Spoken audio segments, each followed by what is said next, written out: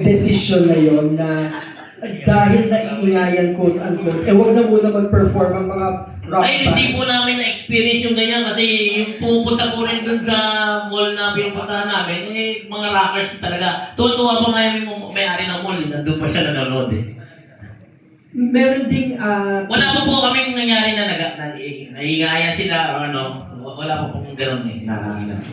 nagkaroon din ng trend nung early 2000 yata sila Bon Jovi na sa MTV no na yung mga rock songs nila ginawa nila ng album na acoustic version. Kayo ba naisip niyong gawin yan?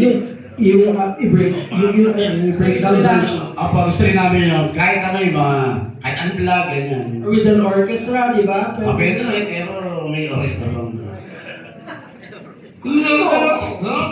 Hindi, isa rin po yan sa mga pinagpaplanuhan namin someday na lalo na yung live, yung parang Nirvana, vlog ng mga gano'n. Tulog tao or anything na basta vlog. Gusto rin namin magkaroon ng ganyan. Isa sa accomplishment ng isang bilang artist na magkaroon ng acoustic, lalo na isang rock band pa yan.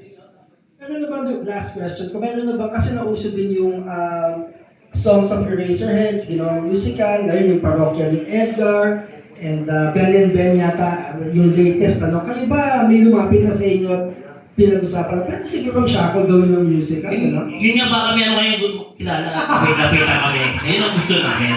Wala pa. Wala pa po eh. Salamat.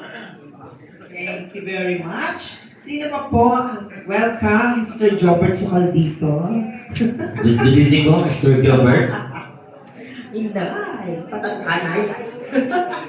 Sino? Si Joey. Another Joey. Another Joey. Hi, good evening, Sir Joey. Congratulations. Di ba, yung rebranding from Shackle to Repacol, pati ba yung packaging sa inyo? Kasi nung Shackle kayo medyo iba yung look, tapos ngayon medyo nag-iba lang konti. Ano ba to? Kasama ba to sa plano? Sa rebranding at repackaging? Hindi naman po, siguro nagkataon lang po na lahat kami may medyo pogi. Tapos